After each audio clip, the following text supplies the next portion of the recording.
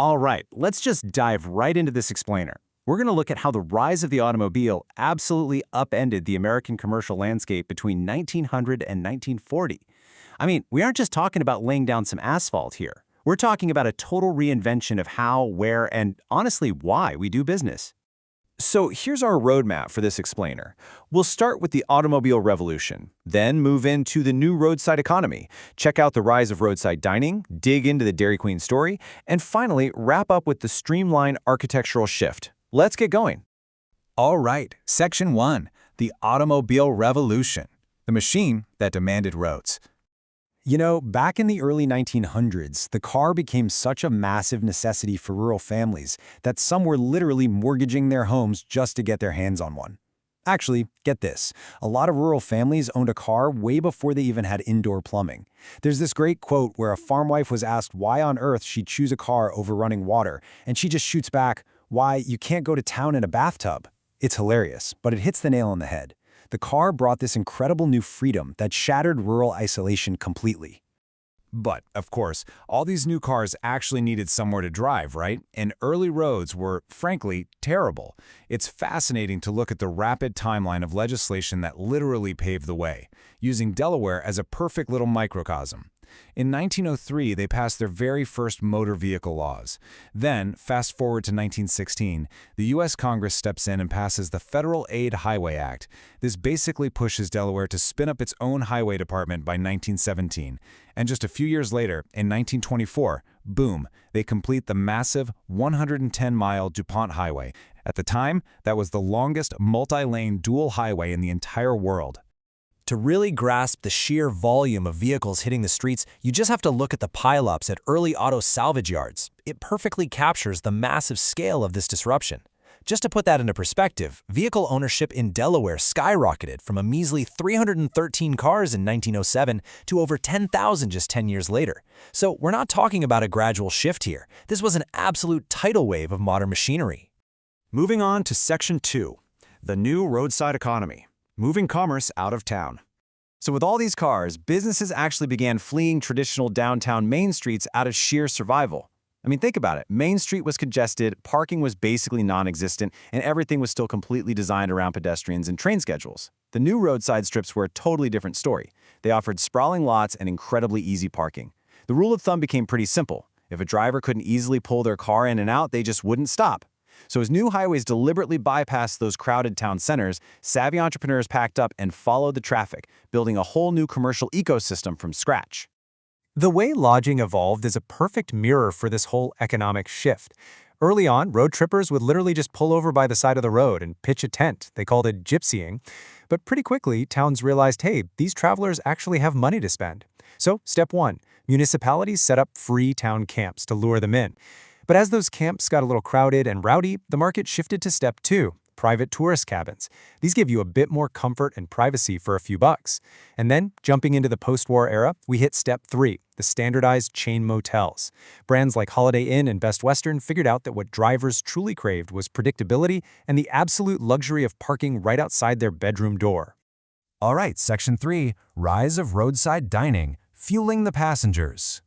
Dining had to iterate fast to keep up with all these different types of motorists.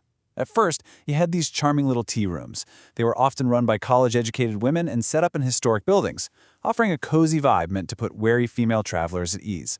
But then, for the truck drivers and traveling businessmen, you get diners. These prefabricated, shiny stainless steel boxes dropped right onto the side of the highway, serving up hearty food. Then, as family road trips blew up, family restaurants like Howard Johnson stepped in. They used standardized menus and identical buildings so parents knew exactly what they were going to get. And that leads us to the ultimate auto convenience, the fast food chain. Places like White Castle focused entirely on speed, super limited menus, and carryout, specifically designed so you could just grab your food and get back on the road. Now here's a really fascinating problem they ran into. Because drivers were suddenly whizzing past at 40 or 50 miles per hour, those beautifully intricate, hand-painted signs of the past were completely useless. You literally couldn't read them. So businesses had to adapt visually. They started rolling out highly recognizable, standardized corporate logos. Think big, simple, abstract shapes to build brand trust in a fraction of a second. If you spotted that bright, familiar logo coming up over the hill, you instantly knew the quality, the price, and the menu waiting for you, without having to read a single word. Section 4. The Dairy Queen Story. A Microhistory of Fast Food. Okay, picture this number, 1,600. That is the staggering amount of 10-cent soft serve ice cream portions a guy named Sherb Noble managed to sell in just 2 hours.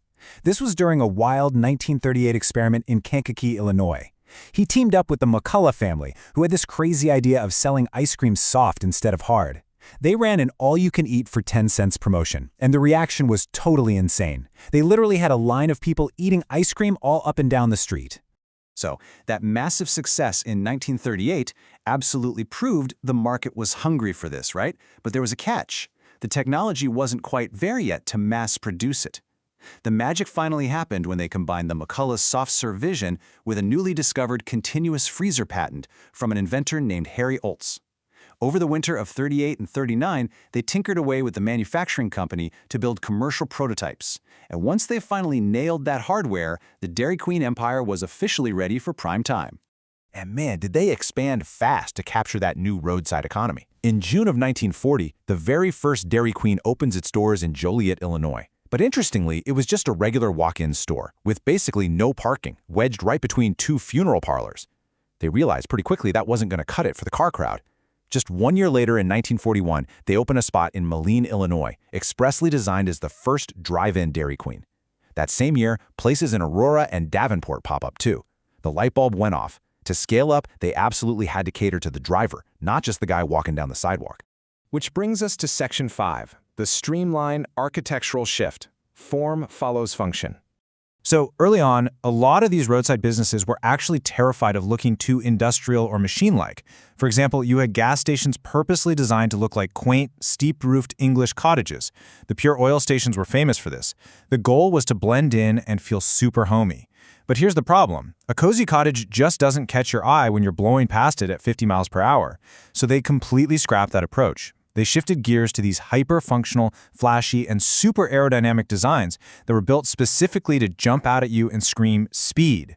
Enter the era of streamlined moderne. This was a totally new architectural style that symbolized modern tech and forward momentum. It's defined by these basic boxy forms and flat roofs, but they're heavily accented with slick aerodynamic curves, smooth surfaces, and tons of industrial materials. It's wild, because the buildings literally looked like they were moving fast, even while they were just standing there completely still on the side of the road. And the individual components of this style came together to create a brilliant, standardized package. You had these gleaming, white enameled porcelain exteriors that just projected ultimate cleanliness. You had expansive glass block windows and these sleek, curving entryways that completely smoothed out the visual friction. At night, vibrant neon tubing would trace the building's aerodynamic shape, while these huge vertical pylons thrust up into the sky, displaying a massive corporate logo. It was brilliant.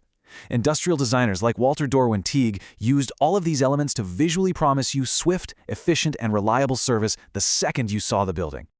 So the standardized architecture and those unified logos became just as crucial as the gas or the burgers they were actually selling inside. It truly didn't matter if you were driving through Delaware or crossing into California. If you spotted those specific curves of a streamlined modern gas station and its glowing pylon, you immediately felt a sense of brand loyalty and trust. The entire visual landscape of America was actively being re-engineered to speak directly to people sitting behind a steering wheel. Which leaves us with this final thought. The next time you casually pull into a drive-thru or swing into a brightly lit gas station off the interstate, I want you to ask yourself, how much of this modern landscape was actually designed almost a century ago specifically to keep you from having to step out of your car? Hopefully this explainer changes the way you look at the everyday conveniences we usually just drive past without a second thought. It's really a massive, interconnected system of commerce that totally reshaped our world. Keep an eye out next time you're driving. You might just spot the historical roots of the automobile revolution hidden right there on your very own hometown's roadside. Thanks so much for joining me on this explainer.